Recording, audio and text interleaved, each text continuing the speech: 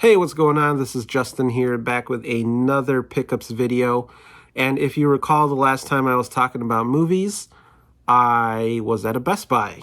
And I was picking up my last purchases from that store because they announced that they were no longer going to be selling physical media. I had decided to cut back on my physical media spending just because a lot of these newer discs are getting more expensive and I don't really have the space. I don't consider myself a huge movie collector.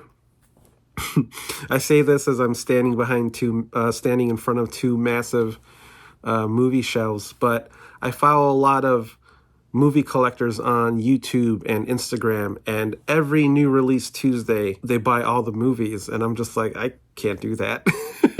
More power to those people, because they probably have the space for it. I don't have that, so, and I think that's okay, because it's forced me to be really picky and really selective. I'm really liking how the collection is looking these days. So that being said, I do have some pickups and that I wanted to share with you. So the first movie I'm going to show you is the 4K Steelbook of Wonka, starring Timothée Chalamet. This is a Walmart exclusive. It comes with a Blu-ray as well.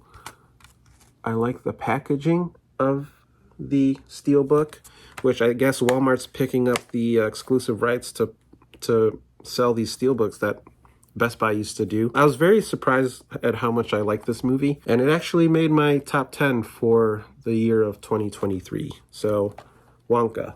The next release I wanted to share is a pre-order that came in from Criterion, and it is The Heroic Trio and the Executioners, starring the great Anita Mui, Maggie Cheung, and of course Michelle Yeoh. I saw these movies in college. They came out in the early 90s, directed by Johnny To, but they're like these fantasy kung fu heroines that like wield shotguns and stuff. These are in 4K as well.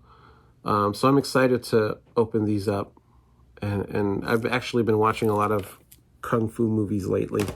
I'm going through the Emergence of a Superstar set from Criterion, which is all the early Jackie Chan work. I've been really enjoying those. Some of them are not great, but you know, you could start to see where his action comedy style starts to like really develop, especially in spiritual kung fu. So I recommend checking that out. The next movie on my list is a blind buy. I knew nothing of this movie, but I like the artwork and I like who it stars. So it's called Magic Crystal, and this was put out by Vinegar Syndrome, and it stars Andy Lau and Cynthia Rothrock and Richard Norton. And I like Cynthia Rothrock. She's also a martial artist. She was in Above the Law with Yoon Biao, which is really good, and Millionaire's Express with Sammo. So I don't know what this movie is about, but I read the back. I like this. It has a slip cover, like a hard case slip cover. So the movie's kind of like E.T., I guess. It's about this talking... It's not even in here, is it? Well, it's about a magic crystal. It's about a talking magic crystal, I think. It's described as an everything but the kitchen sink movie, and it's by Wang Jing, and it sounds like really weird and goofy, but apparently the fights in this are amazing. Oh, here's the E.T. crystal back here. The next movie I picked up is Orphan. Hey, what's going on? This is Justin here, interrupting previously recorded Justin to talk about Scream Factory announcing a special edition Blu-ray of Orphan. The movie I just bought, the one that I'm talking about right now. And yeah, what are your thoughts on double dipping? Do you like to upgrade your old movies? Do you like to have both editions? Do I buy the Blu-ray version even though I just bought this one? What are your thoughts? I mean, these are the things that a movie collector is constantly facing. I don't know. But maybe I'll shoot a separate video about double dipping and whether or not I do it. I mean, I've done it, but I can't do it for every movie. You know what I'm saying? So anyways, back to the other video. This was a horror movie where there was like something mysterious about this character, and I don't want to spoil it, but they actually made a sequel which acts as a prequel called Orphan Kills, which I really enjoyed.